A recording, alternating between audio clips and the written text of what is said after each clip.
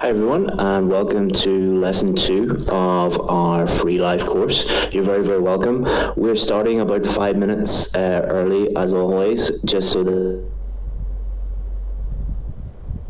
we begin in about... Alright, so let me just check that everything is working okay, and then we can begin. If you're watching the replay of this, feel free to just skip ahead 4 or 5 minutes to the beginning of the lesson. Let me just check that everything seems to be working okay. Let's turn the volume down on that. Excellent. All right, so seems to be working. The video is working, the audio is working. It's a live video, so sometimes it works, sometimes it doesn't, so we just need to check these things out. Again, thank you so much for joining me. Feel free to just let me know in the comments that you can hear me and that you can see me and everything. And feel free to just to say hello as well. And we'll begin in just a few minutes. Thank you so much to everybody who joined me for lesson 1. If you missed lesson 1, you can catch the replay. It is here in the Facebook group, and we emailed you a link to the replay, so check that out if you haven't done that. The last lesson will be on Monday, so you have a few days to catch up. Today we're going to focus on speaking, and then Monday, we'll take the weekend off. Monday we will look at writing task 2. So let's see who we have here in the comments. Hello to Saeed, Arifin, Bak, Sukriti. I'm sorry if I'm completely mispronouncing all of your names. I'm really sorry. Galina, Oscar, Claudine, Samuel, Dora, Nawa, Sarab, Leon, Ruby, Shazad, Pana, Rika, Carlos from Uruguay, Saeed says, I think I missed lesson 1. If you missed lesson 1, we emailed it to you and it's here in the group, so don't worry. Beksod from Uzbekistan. Sally says, very clear. Thank you, Sally. Rod, thank you for doing this. Really big help. You're welcome. That's what we're here for. The reason why this company exists is just to help people with their IELTS scores, so that's what we do. Aisha, Louisa, Alciad, Yana, excellent. Hello to everybody joining me. With 2 more minutes, guys.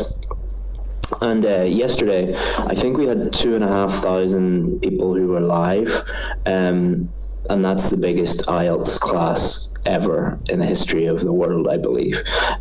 So congratulations on being world record holders and helping us do that. Thank you very much.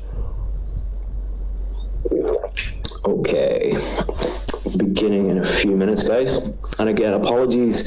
Yesterday, I was doing a live Q&A, and the stream crashed. It was because multiple people were using the internet at the same time, but we fixed that problem, so that won't happen again, hopefully. All right, beginning in a couple of minutes. Couple of things you can do to help me out. While I'm teaching the lesson, I won't be really looking at the comments, so I can't help people if they have technical problems or anything like that. If someone has a technical problem in the comments, can you help me out just by telling them some basic things that they can use to help themselves? Number 1, if they have problems with the sound, just get them to click their screen, click the button for sound, and that will fix it. A lot of people complain that they can't hear it, but they haven't turned on the sound. If someone has a problem with the video, the best solution is just to refresh their browser or use a different browser. Just switch browsers, and that will fix 99% of the problems. Also, a lot of people complain that they can't, the screen is blurry or the definition isn't quite good enough. It's a live lesson, so if your internet is not very fast, there might be some blurriness, but we're not going to be looking at tiny little writing today. I've made the text really, really big. And finally, I'll be answering questions at the end of this lesson if we have time. So if you have any questions, just leave them until the end, and I'll answer them then. I can't answer questions and teach at the same time because it's just distracting and not very good for you guys. All right, so it's 9 a.m. and let's begin. Okay. All right. So let's remind ourselves of what we were doing this week. So yesterday was Thursday and we focused on reading. If you haven't caught up with that, you still have time to catch up. Today, Friday, we're going to focus on speaking. Then we're going to take a break over the weekend, and then you can join me on Monday where we will be focusing on writing task 2. Recording will be sent after each lesson via email, so if you don't have time to look at the live lesson, we'll send you the recording of that and you can review it and look at it again, because there's a lot of information in these lessons, so it's always good to review them.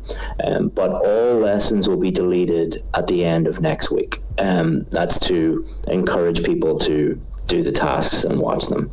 There'll be a live Q&A and feedback at the end of each day at 2 p.m. All right, so 2 p.m. you can join me for the live Q&A. So what are we going to do today? We're going to review yesterday a little bit, review all of your tasks. We're going to give you a strategy for part 2 and 3 of the speaking test, and we're going to look at how to improve grammar, vocabulary, fluency and coherence, and pronunciation. These are the things that the examiners are looking at when they are giving you your score. They focus on grammar, which is 25%, vocabulary is 25%, fluency and coherence 25%, and pronunciation 25%. That's all they think about, just those 4 things. So we're going to be focusing on them today, because if you can improve them, you're going to improve your score. We're also going to show you how you can practice at home for free. Many of you are stuck at home, many of you are on lockdown, many schools are closed at the minute, and you want to know how to put all these things together and practice at home for free. I'm going to show you how to do that. And then we're going to give you a practice task at the end for you to complete. So yesterday's task. There are 3 types of IELTS student, and only one will get the IELTS score that they need. And looking at many of your tasks and the emails that you guys were sending me and the feedback that you were giving me, every student falls into one of these 3 categories.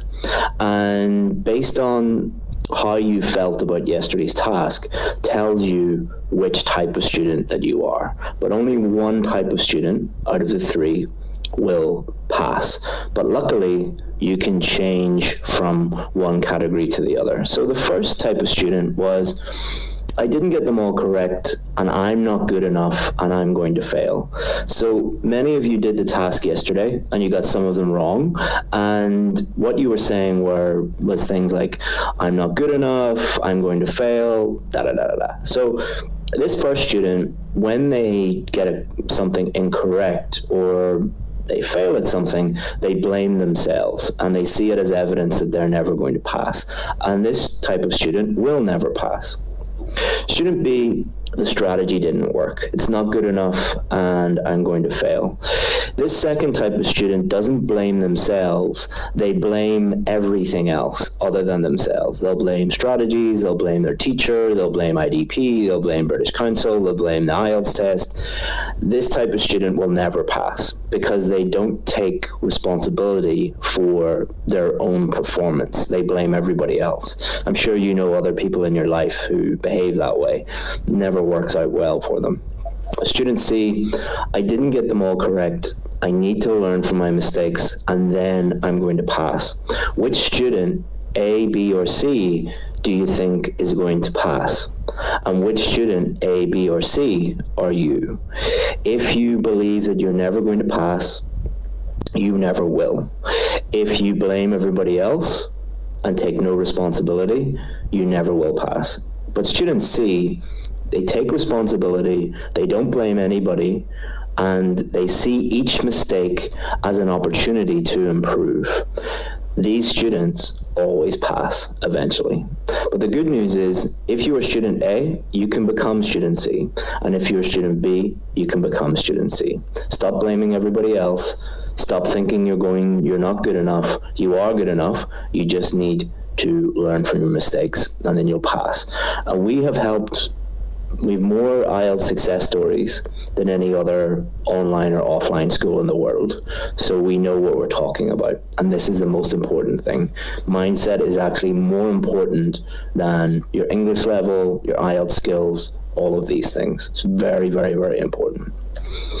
Okay, so let's start and have a look at the speaking test. So let's have a quick overview of the speaking test. Even if you've done the speaking test before, this will be useful because it's really important to understand the difference between part 1, part 2, and part 3, because there's different strategies and different ways of answering the question. So part 1, part 2, and part 3. Each different types of question requires different types of answers, a different approach, a different strategy. And this is, I'm not trying to make it complicated. This will make it easier for you to split them into 3 parts and have a different approach for each part. So let's have a look at some typical part 1 questions. Tell me about your hometown. What's the most interesting part of your hometown? Tell me about the home you live in. How long have you lived there? What do you like about living there?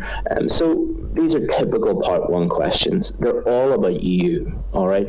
They're the type of questions that someone would ask you when they're just getting to know you. They're small talk questions. Part 2 is different. It's impossible to predict what topic you will get for part 2.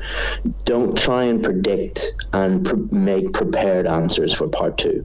It's impossible. You're wasting your time by doing that. So typical question is you have a topic here, and then it says you should say, and there's 4 things, and they ask you to speak for up to 2 minutes. Typical part 3 questions. Let's consider, first of all, how people's values have changed. What kind of things give status to people in your country? Have things changed since your parents' time? Finally, let's talk about the role of advertising.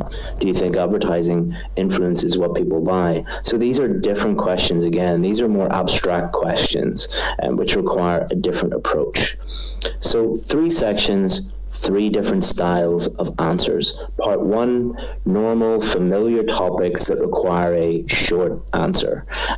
Short in hyphens there. These questions are all about you. So the key about part 1 is it's impossible to get these questions wrong because they're all about you. How can you answer them incorrectly? All right. There's no way to answer them incorrectly because they're just asking about you. And part 1 is really just a warm-up. I'm not saying it's not important, but part 2 and part 3 are more important. Part 2, you should be familiar with the vast majority of topics here. They're going to ask you about topics that 95% of the world's population will be able to talk about. Requires you to speak for up to 2 minutes. This is a monologue, all right? They're not going to be asking you prompt questions. They're just going to give you a cue card, and then you have to speak for up to 2 minutes. Part 3, these are more abstract questions. These questions are more about ideas than about you. So part 1 is about you. Part 3 is about ideas, all right? You can talk about you if you want, but it's much more about a discussion, like an academic discussion, rather than this is just chit chat, small talk. This is the type of thing that you would talk about if you were in a university class, for example. They require a significant amount of development. Part 1, you don't have to develop your answers. You don't really have to talk for that long for each answer. Part 3, you do. You're going to be asked far fewer questions, and it's up to you to develop them much more. And we'll show you how to do that in this lesson. So let's start off with part 2. We're not going to look at a strategy for part 1 in this lesson because really we don't have time, and I think part 2 and part 3 are far more important. So let's give you a strategy for part 2. And this strategy, once you learn it, it makes it extremely easy to prepare for the test and very straightforward to answer any question that you get when you get it in part 2 on test day. So many students fear part 2 because they have to speak for a long time, but there's nothing to fear if you master this strategy. So part 1, you're answering normal everyday questions, and then students start to get really nervous when they see the cue card because they think it's really difficult, and it's not difficult if you master a strategy. The main reasons why students do not do well is because of lack of practice, not used to speaking for 2 minutes. Speaking for 2 minutes in a foreign language is actually quite difficult. Lack of feedback, so no one telling you where you're going right and where you're going wrong. And misinformation about the test. There's a lot of wrong information out there about what you must do and what you must not do on test day when it comes to part 2. And there's a lot of other strategies out there that don't actually help you give your best performance. They hinder you in many ways. Don't worry, we'll talk about all that. So let's have a sample question. Describe something you own which is very important to you. You should say where you got it from, how long you've had it, what you used it for, and explain why it is important to you. So every part 2 question is going to look the same. You're going to have a general topic here at the top, then you'll have a bit saying you should say, and then you'll have 4 bullet points. It's really important that you understand this format and you understand that this never changes. The topic changes, the prompts change, but the format, general topic, and then 4 bullet points never changes. This is crucial to understand the actual strategy. So what is the strategy? You must talk about the main topic, but you must do this in a fluent way for up to 2 minutes. So when I'm talking about the main topic, I'm talking about this, all right, the bit at the top. I'm not talking about the bullet points. So you must talk about this for 2 minutes fluently, and that is the most important thing that you need to do, okay? However, you do not need to stick to the bullet points. Talk about them in order, or even talk about them at all. So I'll repeat that. However, you do not need to stick to the bullet points. Talk about them in order, or even talk about them at all. So let's go back to our sample question. The main reason why people struggle with part 2 is they talk about this, then they talk about this, then they talk about this, then they talk about this. So what happens is they either run out of things to talk about, or there's one thing on the list that they don't know how to talk about, and that affects their fluency, and that affects their ability to speak for 2 minutes. If you have a teacher who is telling you that you must talk about this, then this, then this, then this, they are wrong, okay? You do not have to do that. And if you stick to that, okay, if you stick to that strategy, talking about this, then this, then this, then this, you're making it way more difficult than it needs to be. It doesn't need to be that difficult. There's a much easier way of doing it, which I'll share with you. So feel free to use them, but do not rely on them. So you can use all 4 of them if you like, or you can use 3 of them, or 2 of them, or 1 of them, but don't use them and rely on them completely. There are many other things that you can talk about other than those 4 bullet points. You can talk about topic, introduce the topic. You could describe the topic, say how you feel about the topic, tell a personal story, use an example, talk about the past, talk about the present, or talk about the future. So, or just use the bullet points. So what this does is it frees you up to talk about whatever you feel comfortable talking about. And that means it's like a natural conversation. When you're having a natural conversation with someone, you don't look at a list of bullet points. You just think about what you want to speak about, what you feel comfortable speaking about, and then you talk about that. So let's look at how we would use this. Imagine you get this one and you feel very confident about talking about where you got it from, but you don't really have anything to say about how long you've had it. You've had it for a week, or you've had it for a year, all right? So you're going to be able to talk about that for 2 seconds. So we're not going to mention that at all. What you use it for, okay, no problem talking about that. But you really explain why it is important to you. You're stressed out. You can't really think of anything to talk about. So we're not going to talk about that. But you do have a personal story about that thing. You can describe it. And you do know what you want to use it for in the future.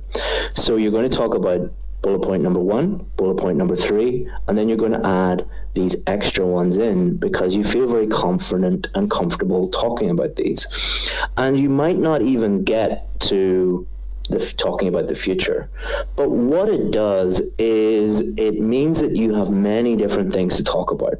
So you're never going to run out of things to say. You're not going to get to 1 minute or 1 minute 10 seconds and be like, because remember, you're being judged on your fluency and your coherence.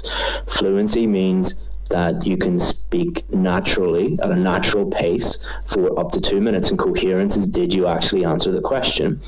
So by focusing on this topic and talking about this for the 2 minutes, but giving yourself that freedom, that means you can talk fluently and coherently for the 2 minutes. And this is what we do with our students. We come up with strategies that make it easy for you to learn and easy for you to do on test day, making it easy for the examiner to understand how great you are on test day and then give you a good score. So here's the strategy. Number 1, look at the question. Number 2, decide which bullet points you feel comfortable talking about. Number 3, add other things you would like to talk about. Number 4, make a plan and or think about your answer. Number 5, speak until the examiner stops you. The examiner will stop you. Don't worry about time. Don't be thinking about time. Just keep talking until the examiner stops you. I guarantee they will stop you. They don't want to be listening to you for any more time than they have to. All right. But it's essential that you practice this before the exam. So the great thing about this strategy is by having one strategy, you can practice over and over and over again until you completely master that strategy. That means that you won't be nervous on test day. You will go in and you will do part 2 automatically, no matter what topic comes up. Once you practice this strategy enough, it will be like riding a bike. Do you think about riding a bike? Do you think about what you're doing with your hands and your feet? No, you do it automatically, but you must practice it in order to master it. I'll show you how you can practice this. Okay, so part 3. Part 3, in my opinion, is the most difficult part for students. It requires you to discuss abstract ideas and develop your answers at length, which is quite difficult. But do not worry if you get very difficult questions. The examiner will ask you more difficult questions if they think you're good. So let me tell you a little secret about part 3 that only really examiners know. The examiners will, if they think that you're really good, they will keep asking you more and more difficult questions in part 3. So if they think that you're a band 7, 8, or 9, they'll keep asking you more difficult questions, okay? If they think that you're a band 5, they'll just ask you some of the easier questions. So if you get a difficult question on test day, you should be glad, you should be happy, all right? Because they think that you're pretty good, all right? The key is to attempt the question and do your best. Even if they ask you a question that is really, really difficult, you have no idea, you must attempt that question. You could say, I have no idea about this, but if I had to give an answer, this is what I would say. That's much better than what a lot of students do and just shake their head or say nothing or say, I don't know. If you say, I don't know, you're basically telling the examiner, I'm not one of the higher levels, all right? I'm a lower level student. So let's have a look at some typical questions. Let's consider how people's values have changed. What kind of things give status to people in your country? So this is not about you. This is about an idea, the idea of status in your country. Have things changed since your parents' time? Again, discussing it as an idea. Finally, let's talk about the role of advertising. Do you think advertising influences what people buy? Again, not talking about you so much, but discussing that as an idea. So there's different parts to my part 3 strategy. Part 1 is you need to understand the question. Do not be afraid to ask the examiner 2 questions. Can you please repeat the question? Or what does that word mean? The examiner will have no problem answering those 2 questions. Don't do it for every single question, but if you don't understand the question, you won't be able to answer it. So if you don't understand it, say, can you please repeat the question, or what does that mean? So for example, if you didn't understand what status means, you could say, sorry, what do you mean by status? What does status mean? And then they will give you a synonym, or they'll give you a definition of that word to help you out. And they'll be, oh, okay. And then they'll be able to, you'll be able to answer it far more effectively. So for example, what are the drawbacks of low-cost air travel? If you didn't understand what low-cost air travel meant, you could say that, sorry, low-cost air travel, what does that mean? They'd be like, oh, budget air travel, like, doesn't cost that much money.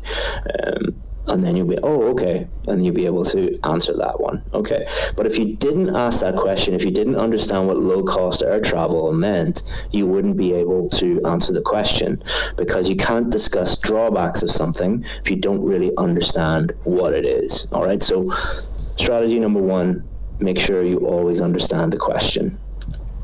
Number 2, always attempt the question. If you get a difficult question, you should be very happy. Don't laugh or say something like, that's a difficult question. I don't understand why, but maybe it's because people are nervous or stressed out. But a lot of students, when they get a really difficult question, they'll just start laughing, or they'll say like, oh, that's a difficult question, and then laugh a little bit more. You are telling the examiner, I'm not very good. I'm not at a band 7, 8, or 9 if you're doing that, all right? Attempt the question. If you have really no idea, just be honest with the examiner. You can be honest with the examiner by saying, for that last one, to be honest, I've never been on a budget airline or low-cost airline. I really have no idea about that. But if I had to give an answer, what I'd say is, I guess that the disadvantage would be that maybe the seats are not that comfortable. It doesn't have to be an amazing high-level answer. You're not being judged on your intelligence. You're not being judged on your knowledge of the topic. You're being judged on pronunciation, fluency, grammar, and vocabulary. If you give the examiner nothing, they've nothing to judge you on. So give them something. It doesn't even have to be a correct answer. And don't be afraid to lie, all right? The examiner is not judging you on your honesty, all right? In real life, you shouldn't tell lies, but if you want to make something up, all right? If you need to make an example up or make a story up or something like that, feel free to do that. It's an option. You don't have to do that for every single question, but you can do that if you get stuck, all right? So for example, with the question about the low-cost airline, you could say, even if you'd never been on a low-cost airline, you could say, yeah, I went to Thailand last weekend on AirAsia, and it wasn't very good because XYZ. So it helps you develop your answer a little bit more. And that brings us on to number 3, the most important one for part 3. Develop your answer. It is imperative that you fully address the question asked. Think of it as a task 2 IELTS writing question. You need explanations, you need examples. The examiner must understand your position on the question. So let's think of an example. Is IELTS Advantage a good website? If you just say yes, that's not a very good answer, because they don't know why you think it is. So if you said, yes, it is because XYZ, that's a much better answer. So very simply, give the answer, explain why you believe that, and give an example or a personal story. And if you do that, you will fully develop your answers. Okay, you don't have to do that for every single answer, but it is a nice little structure that you can use. 90% of questions, you'll be able to answer them using that structure. And you can also show the other side. So you could say, well, some people think IELTS Advantage is a great website because of this. Here's an example of that. But other people think that it's terrible because of this, and here's an example of that. All right? So that helps you really develop your answers by showing the other side, but it's optional. Okay. So let's have a look at an example question. Do you think advertising influences what people buy? Yes, it does. Here's why that is true. Here's an example, a personal story of why that's true. No, it does not. Here's why that is true. Here's an example, personal story of why that's true. Okay, extremely simple, extremely, there's no other way of really answering this other than yes or no. Just pick yes or no, explain why you think that, and give an example. Doesn't need to be any more complicated than that.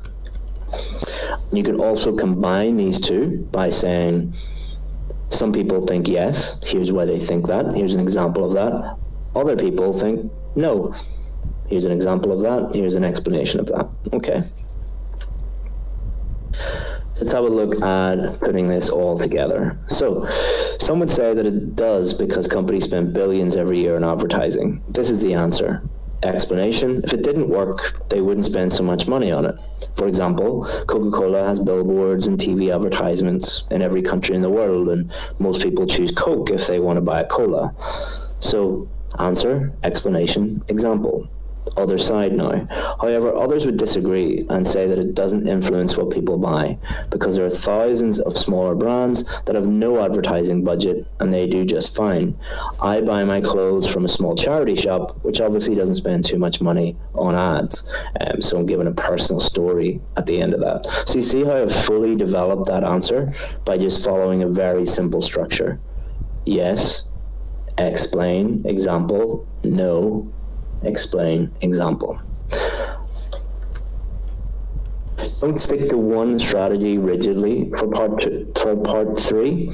You'll sound like a robot and you'll focus more on strategy than actually answering the question. So just have to practice and play around with it. Answer the question, explain why that is true, and using examples or personal stories. And if you practice that, you'll just use it as like tools in a toolkit. You'll be able to play around with it on test day, and then you can show the other side. So, now that we've covered strategy for part 2 and part 3, we're going to move on to speaking skills and systems. Okay, I'm going to take just a 1-minute break. I just need to go and grab a glass of water because my throat is starting to go crackly. All right, I'll be back in 30 seconds.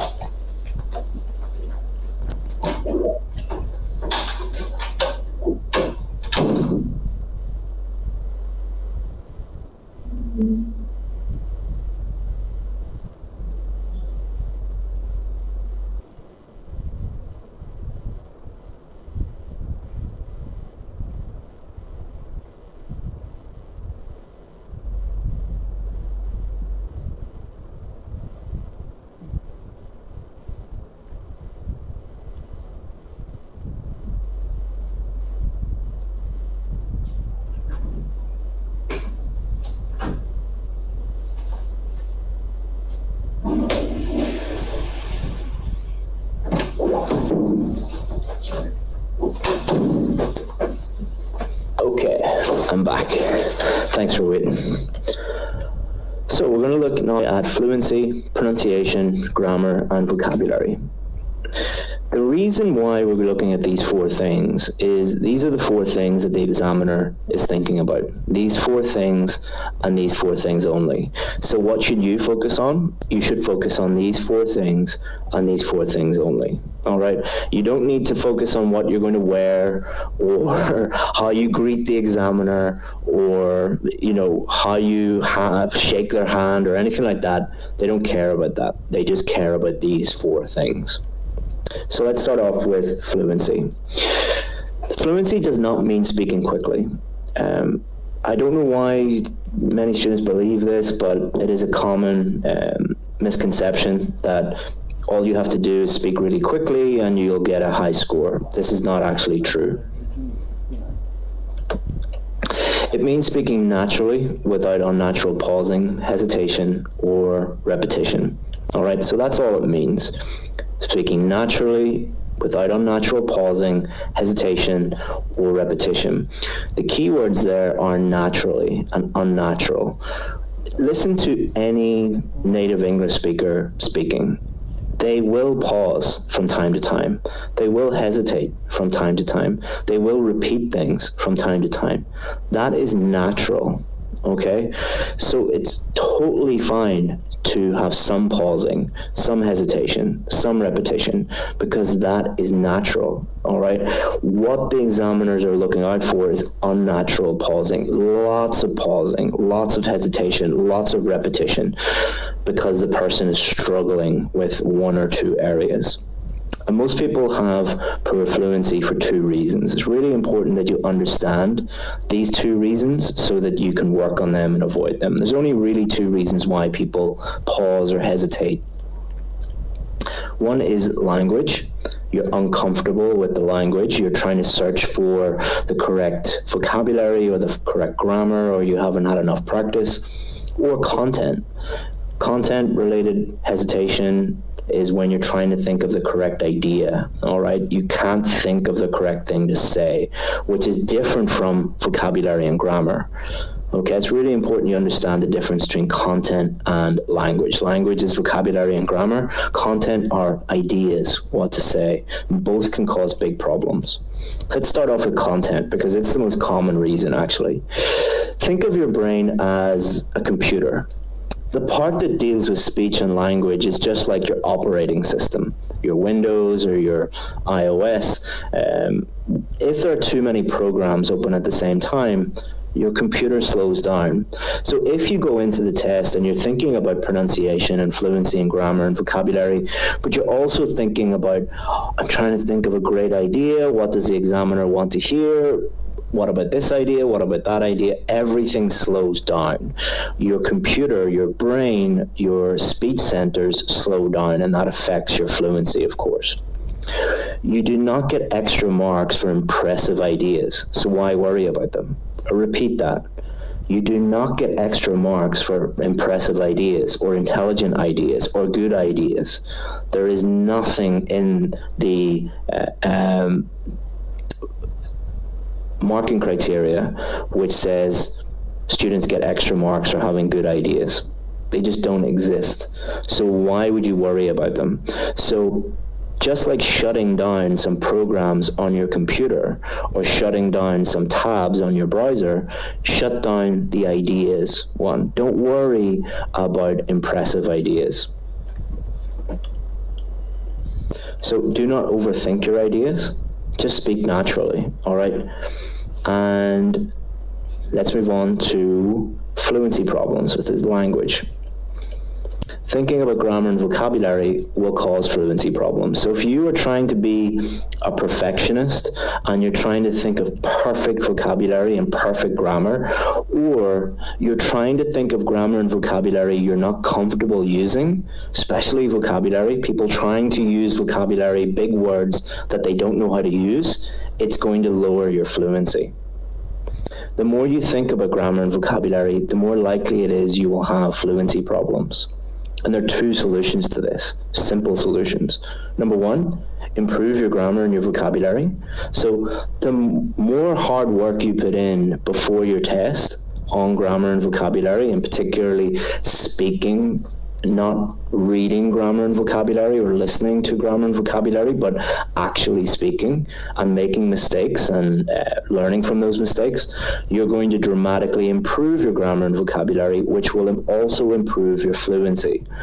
If you don't do any work on your grammar and vocabulary, you're going to make lots of mistakes in the test, and it will also affect your fluency. So this is why you need to put a little bit of hard work in before your test. But in the short term, relax. Everybody makes grammatical errors. Everybody makes vocabulary errors. That is part of speaking. Band 9 students make little grammar errors and little vocabulary errors. A lot of students believe that a band 7, 8, or 9 means perfection. It doesn't. Nobody is perfect. All right. No student that I have ever examined has ever been 100% perfect. Everyone makes mistakes, and you just have to live with that. All right. So fluency problems give you a little exercise that you can do. A lot of people are complaining in the comments. It's very distracting. Can people let me know in the comments, can you see the screen and can you hear me? Or is it just some people, a few people that are complaining? So here's what you can do to improve your fluency. Get a part 2 question, a sample question. Record yourself doing a 2-minute monologue, so you can record yourself on your phone. First time, focus on grammar and vocabulary. Second time, focus on fluency. So the first time, really think deeply about your grammar. Really try hard with your vocabulary. And then the second time, don't worry about grammar. Don't worry about vocabulary. Just focus on being as fluent as possible. You will be amazed at the results. The reason why you'll be amazed at the results is the first time you do it, you'll make lots of grammar and vocabulary mistakes, and your fluency will not be very good. The second time you do it, you'll probably make around the same number of grammar and vocabulary mistakes, but your fluency will be much, much, much, much better. So your overall performance will be much better. And if you do this, you can listen to your grammar and vocabulary mistakes, learn from them, and then you won't make them next time. Thank you to everybody who's saying everything, the technology is working fine. I thought that. So, pronunciation. 2 main concerns. Can the examiner understand everything you say? Can you use higher level pronunciation features? The first one is the most important. Can the examiner understand 100% of what you're saying? If the examiner cannot understand 100% of what you're saying, then you will not get a 7 or above. If they can, you're increasing your chances of getting one. If you need a band 8 or a band 9, you need to familiarize yourself with higher level pronunciation features. The number one priority is clarity. Clarity means that the examiner can understand what you're saying. If the examiner can't understand what you're saying, you will not get a 7 or above. Simple as that. And this is what you need to focus on for clarity. This is the phonemic chart, and this is every sound in the English language. All right, so here we have E, U, here we have Th, here we have Ch, here we have J, K, all the sounds of the English language. So a native English speaker can pronounce every single one of these, and another native English speaker can understand what they're saying. Well, most of them anyway. Some of them can't pronounce them, but that's another topic. Every English learner will have a problem with at least one of these sounds, probably a few more. You guys need to identify which areas are your problem areas, which sounds do you have a problem pronouncing, and then work on those sounds. If you do that, your clarity will be 100% clear. If you don't do that, it's not going to be. All right, so it's really important that you understand this phonemic chart and you can work on it. Don't worry, I'm going to show you how you can work on it. And really the key to pronunciation when it comes to clarity is to understand that it is a physical thing. It is not a mental thing. It depends on the shape of your lips, the position of your teeth, the position of your tongue, the position of your jaw. It is totally 100% physical.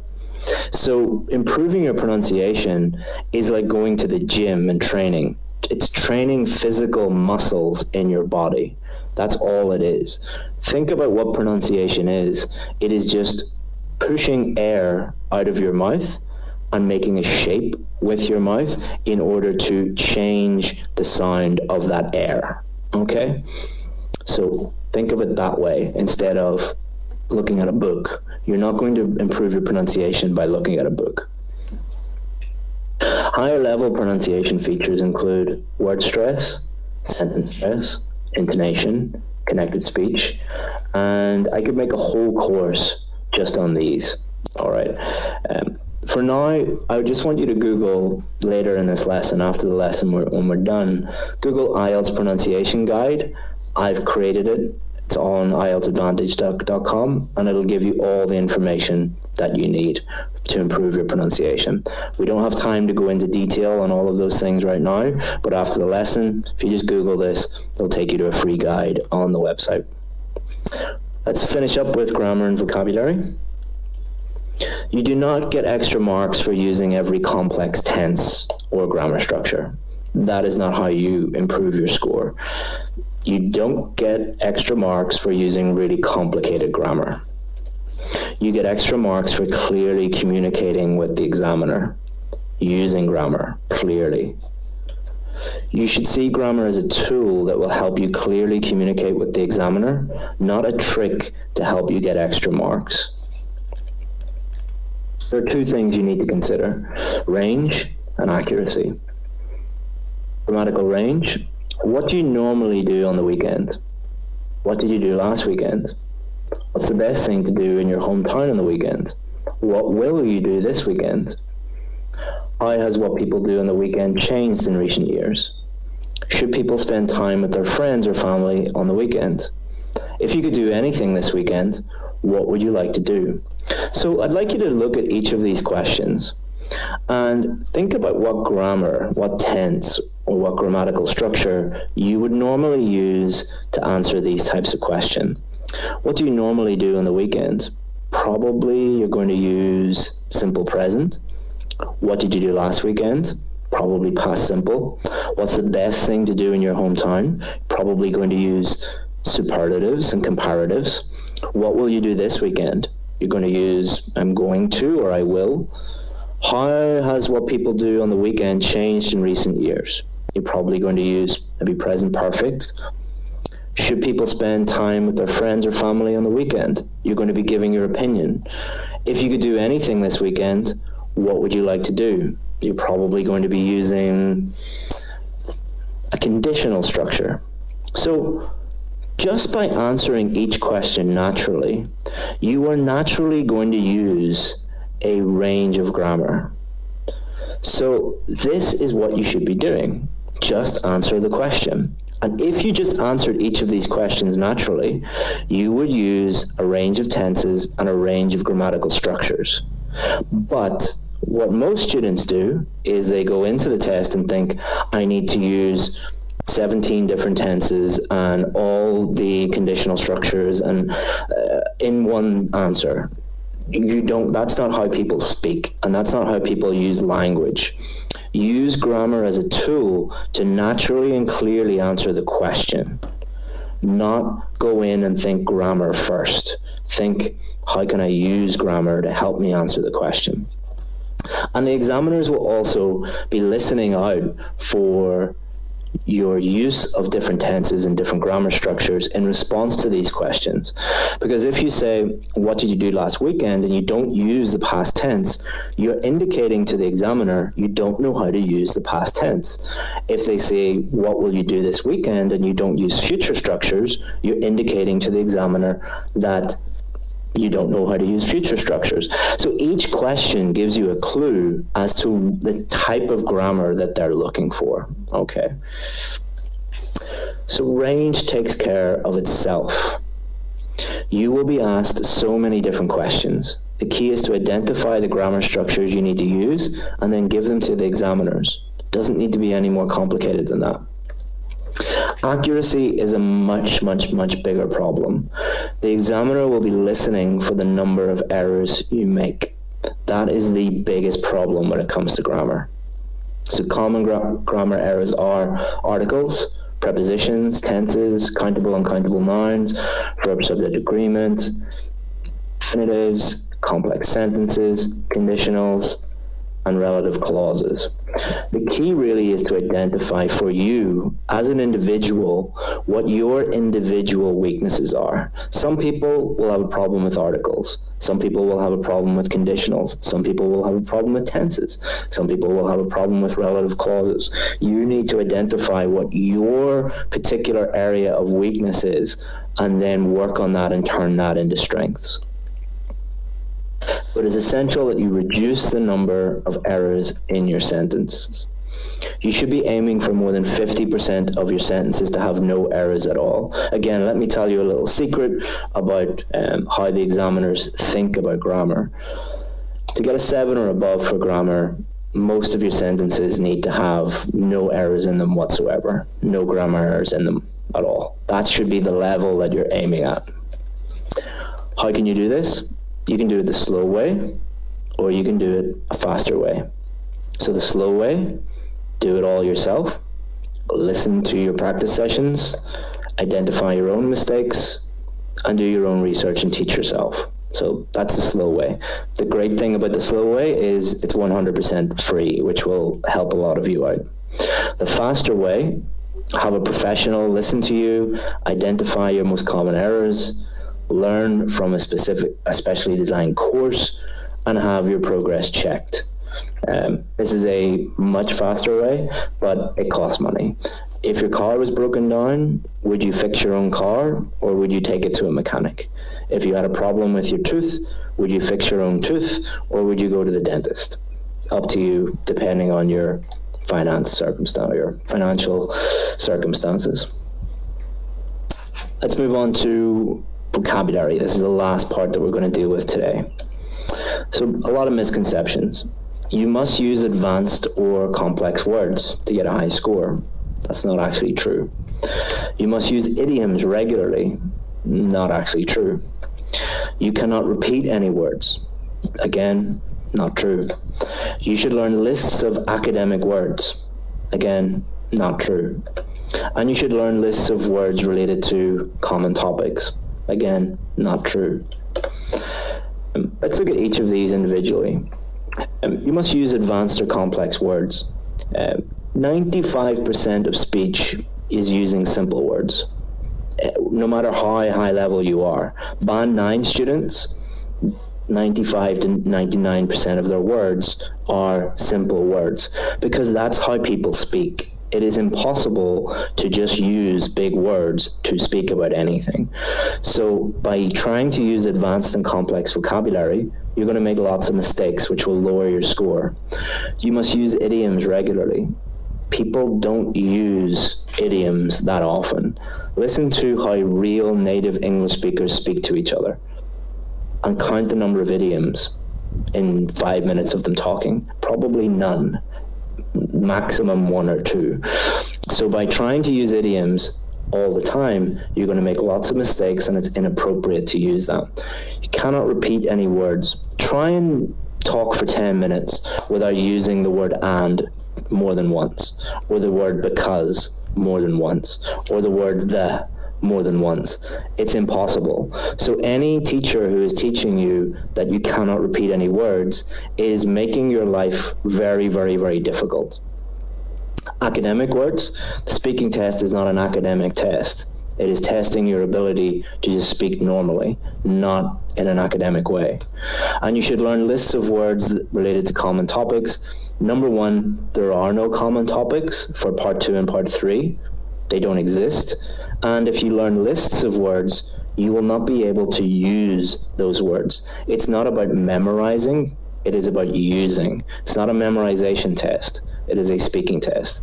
So any teacher who is teaching you these things either doesn't know what they're doing, or they don't really teach students.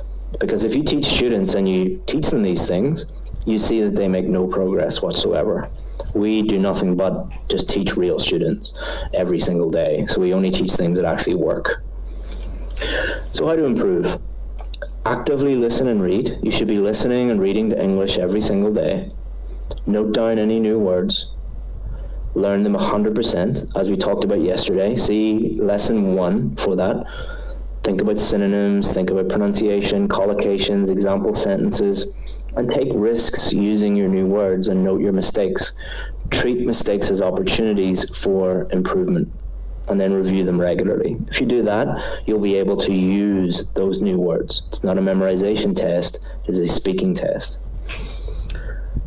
I'll email you my vocabulary improvement plan. It's a free ebook, and I'm going to email it to everybody when I finish today, because we didn't talk too much about vocabulary, and it is very, very important. So check your email. I'll send you that today. Finally, think about what IELTS want you to do. They want you to prove that you will be able to clearly communicate with people in an English-speaking country. Whatever you decide to do, focus on that, and you will be way ahead of 99% of people. They're not testing your ability to memorize vocabulary or use big complicated grammatical structures or memorize topics and prepare answers for them. That's not what they're testing. Therefore, if you do any of these things, you're going to fail the test. They're going to catch you doing that because they're testing your ability to clearly communicate with people in an English-speaking country. If you can do that, and we can teach you how to do that, you'll get the score that you need. So how to practice all of this at home for free? Record yourself doing a practice test. Get your phone, get a practice test, answer each question, record it on your phone. You'll find questions at the British Council, IDP, IELTS.org, or Cambridge English. Google any of those sites, you'll find practice questions. Listen back after you do that and think about your performance. And the things you need to think about are 4 things: fluency, grammar, vocabulary, and pronunciation. Even my VIP students, who we do one-on-one speaking lessons with, we get them to do this at home. Even though they have paid a lot of money to us and we do one-on-one speaking and we do everything, we tell them to do this as well on their own. It is so effective and it is free and you can do it by yourself. So it really is something that we do recommend. So what did we learn today? Strategy for each part of the test, how to improve grammar, vocabulary, fluency and coherence and pronunciation, how to practice at home for free, and I'm going to give you a task now. So click on the link to the task document. I'm going to put the link above in the description, and I'm going to email it to you as well. So don't complain in the comments, I can't click the link, there is no link. I'll put the link in the description once this lesson is finished, and I will email it to you. Okay, so don't worry about that. Complete the task and post the results below this video. Monday, we're going to look at writing task 2. I'll see you at 9 a.m. on Monday, and at 2 p.m. today, I will do a live Q&A session. I don't have much time. I only have about 8 minutes left. This is not my full-time job, helping people for free, and my full-time job is helping my team and helping my VIP students, so I have to go to a meeting in 8 minutes, but if you have any questions, I'll try and answer as many questions as I can for 8 minutes. Apologies that I can't answer too many of them. But join me at 2 p.m. UK time today for a live Q&A session. Let's see if there's any questions. Thank you to everybody saying thank you. First question, can we go off topic in part 2 and part 3 or it'll decrease our score? So that's to do with coherence. Coherence means, did you stay on topic? Did you actually answer the question? So if you go off topic, you are going to decrease your coherence score. So no, don't do that. How do I remove this now? I'm getting used to this new technology.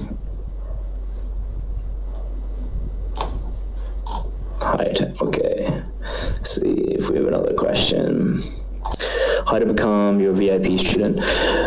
The VIP course is called the VIP course because we only work with a very small number of students we give a huge amount of help to them and feedback and support. So we only work with a very, very small number of people. Therefore, the doors are currently closed, but on Monday, we're going to have some places available as some VIP students leave, and we're also going to have a special offer for you. So hang tight, I'll give you more information about that on Monday.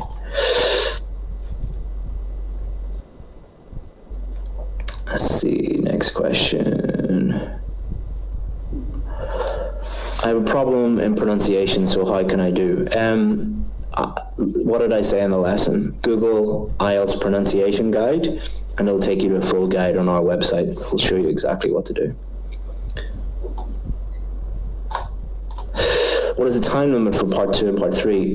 Part 3, there's no real time limit. You don't really need, you focus on developing your ideas rather than thinking about time. Part 2, you must speak for up to 2 minutes. But again, don't worry about time. Just keep talking, and the examiner will stop you when they get to 2 minutes.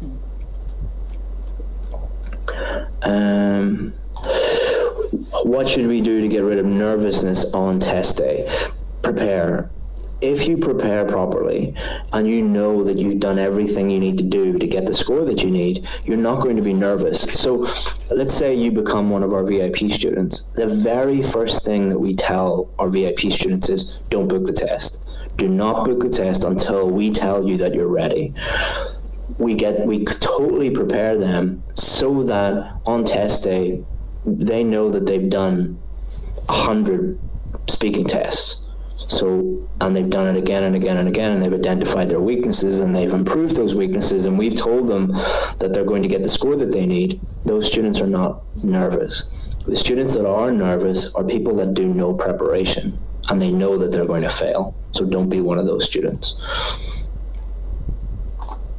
Can we lie with examples in writing and speaking? In speaking, yes, no problem, but make sure that they're not ridiculous. Like, don't, let's say people have gone to Mars or something like that. That is obviously not true. Writing, I would avoid lying. I would avoid making them up, because most students who make up examples for writing, they just sound ridiculous. The examples don't make any sense. Does accent matter? Yes and no. You do not get extra marks for sounding British or sounding American or sounding posh or beautiful British, as some teachers call it. Because that would be ridiculous. It would be ridiculous to judge someone on their accent, because what accent you have does not determine how good you are at communication. If that were the case, then everybody would have the same accent, or there would be accents that are more preferable than others, and that's not the case. So what they are judging you on is clarity. Are you clear? Are you easy to understand? So focus on that. Don't focus on changing your accent in any way.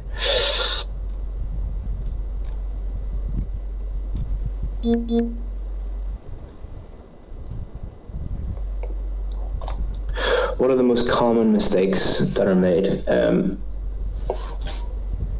You shouldn't really think about what are the most common mistakes that other people make. You should be focusing on what are my individual mistakes, what are my individual weaknesses. So if you go onto YouTube and you look at YouTube videos on common mistakes or things like that, you're really wasting your time, and that teacher is really wasting your time, because you might be making 0 of those common mistakes, and you might be making other mistakes that you are completely unaware of. Therefore, you should find a teacher who focuses on your individual weaknesses, not what everybody else's common mistakes are.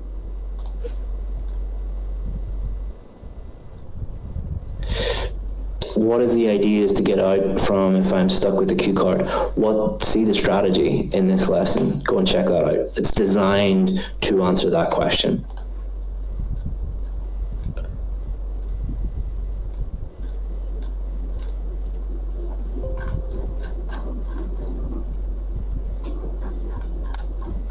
Okay, guys. Thank you so much. I'm really sorry that I can't answer any more questions, but I've got a meeting. I've got to go. Thank you so much. I'll see you at 2 p.m. For the live Q&A. I'll spend 1 hour just answering questions. And I will see you on Monday, 9 a.m. for writing task 2. All right. Thank you very much, guys. Really appreciate your time, and I'll see you at 2 p.m. Bye-bye.